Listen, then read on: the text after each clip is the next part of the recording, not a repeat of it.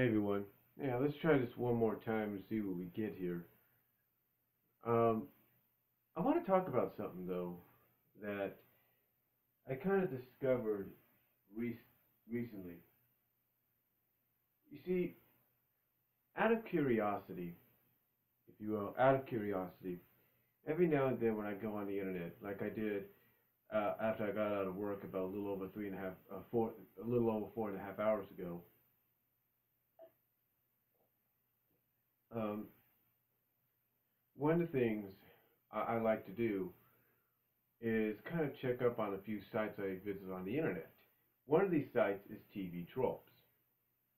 Now, when I check TV Tropes, I check one section and that's the lustful milk gag. Now, believe it or not, TV Tropes has a lot of sections.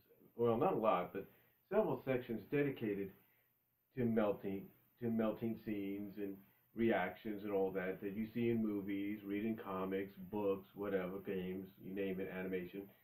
And the lustful milk gag is a section that they created to kind of explain what it means. And every now and then, people are able, the members and are allowed to, people are able to add to the category. Well, the last time I checked this, the last new thing that they had added when I checked it one time was a scene in Group High. And this is a show I didn't even know about. Apparently, I think it aired here in the U.S. and that was it. It was mostly a UK series. But what they described was there was a scene. There was a scene in the series.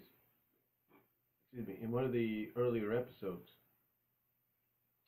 where one of the main characters disguises himself as a new character, and as this new character, he kind of woos and flirts and hits on the female character Zoe.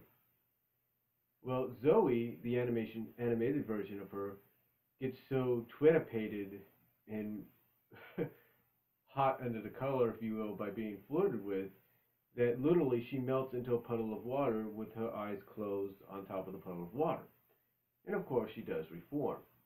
Now, the list not only mentions that, but it mentions a lot of other things from like from the Droopy Detective Show, Captain Flamingo with the character Elizabeth, the show Spliced with the episode Amazon. It talks about the Mask animated series, Tiny Toons, of course, Animaniacs, you name it.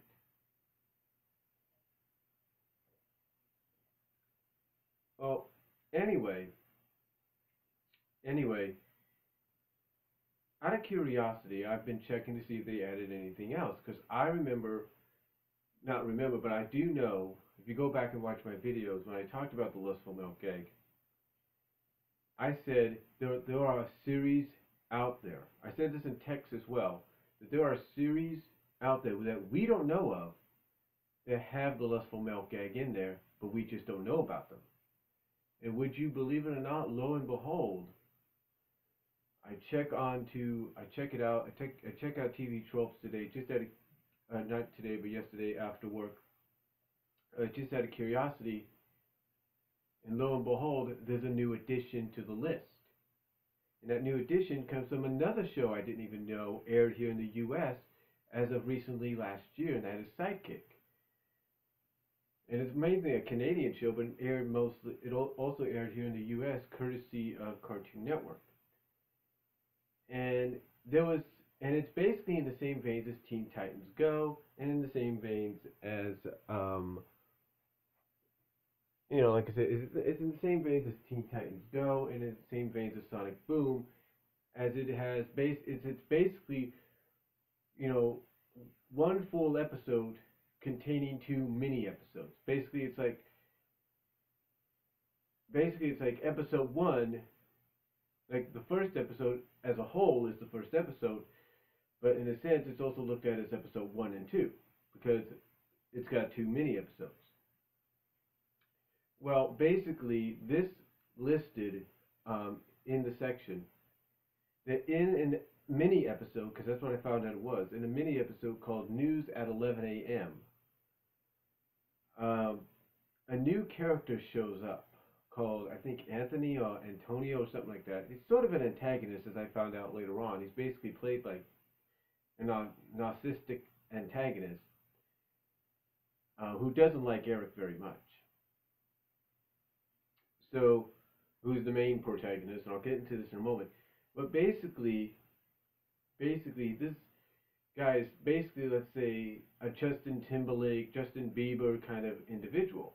Basically, girls swoon over him, or practically anybody swoons over him.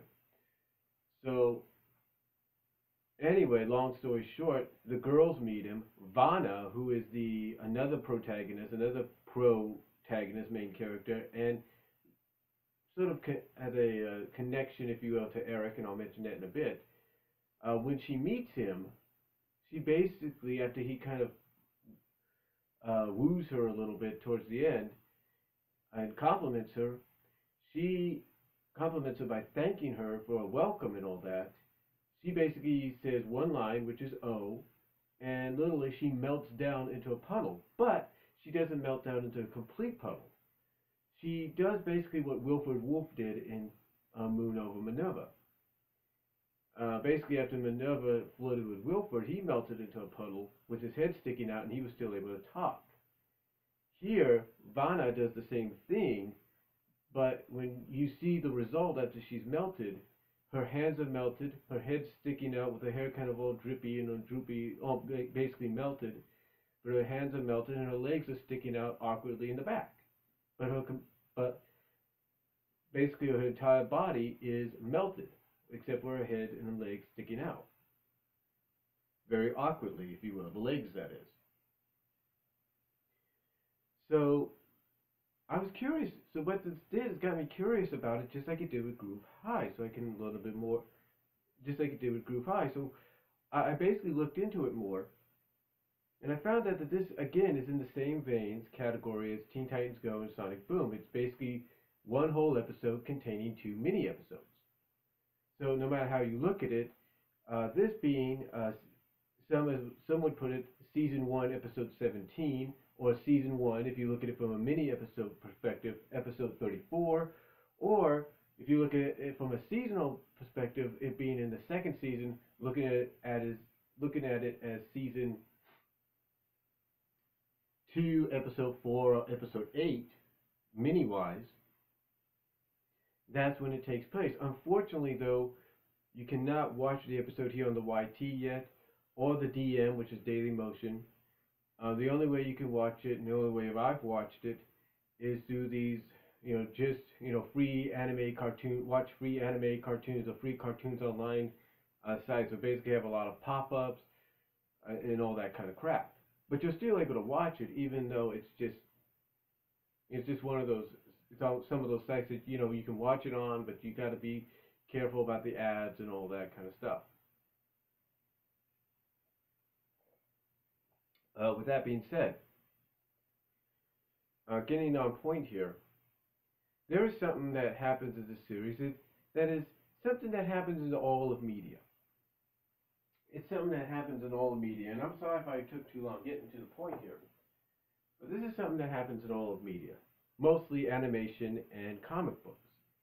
And that is, and sometimes in live action movies and shows, but mostly from what I've seen at times, comic books and animation.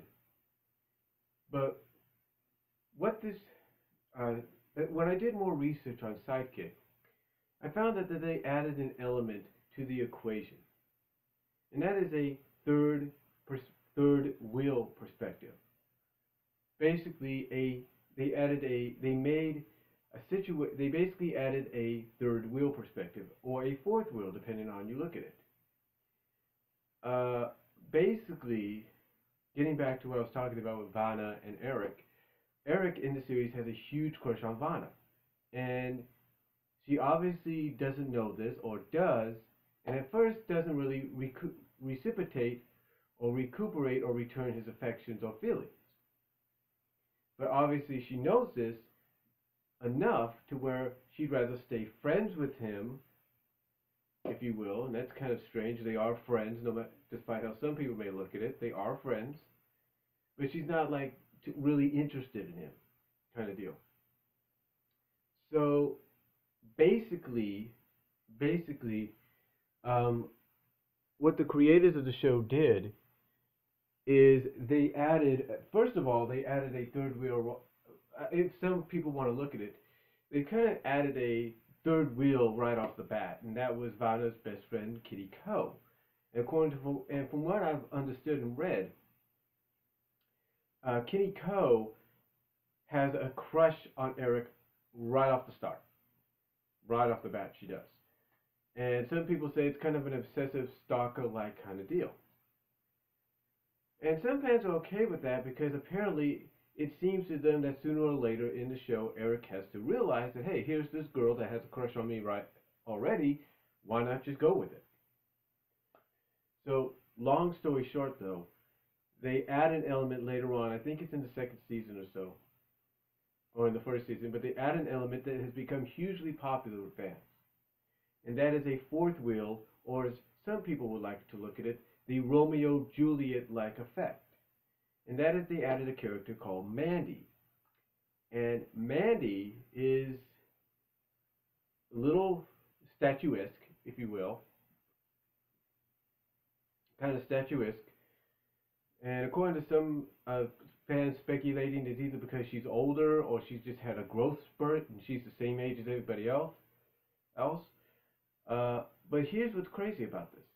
Despite how you look at it, look at this character, she has a huge crush on Eric when she first meets him, and I think in an episode that deals with online matchmaking and dating, she has a huge crush on Eric, and Eric returns that because he starts to have a huge crush on her. The only situation, the only problem is, again, it's that Romeo Juliet effect. You know, you see, Mandy is the daughter of supervillain parents. Well, Eric is the son of superhero parents. So, just like in Romeo and Juliet, their love is kind of forbidden, but yet they always find a way to be together. They even did an episode, believe it or not, they even did an episode dedicated to that Romeo and Juliet like situation. I think it was called Mandio and Ericati or something like that. And that was basically their way of saying, hey, here's Romeo, here's Juliet, here's that situation they're in. Anyway, a lot of fans, I'm sure, speculate and wonder, even though speculate and wonder why she was added to the equation, because there are some fans, even though she's appeared in about 4 or 5 episodes from what I've read, there are some fans that speculate and wonder why she was added to the equation. Even though, like I was trying to say, and you got to forgive me, it is late, I'm kind of tired, but you know, even though some fans like her and have gotten behind this character, even if she's appeared just in a few episodes, you know, why she was added. And it's the same element basically that you see in comic books, mostly in animation, mostly in comic books, somewhat, if not mostly at times in live action, but mostly from what I've seen in comic books and animation. And that is, she was added, just like Kitty Ko, she was added to the equation because it makes fans get interested and intrigued to see what they really want to see. And there's a lot of fans. Now, I don't know the series at all. I just got introduced to it tonight. Yesterday, tonight. I just got introduced to it. But again, like I said, there's a lot of fans, whether they want to come out and admit it or not. And I'll be back in a second.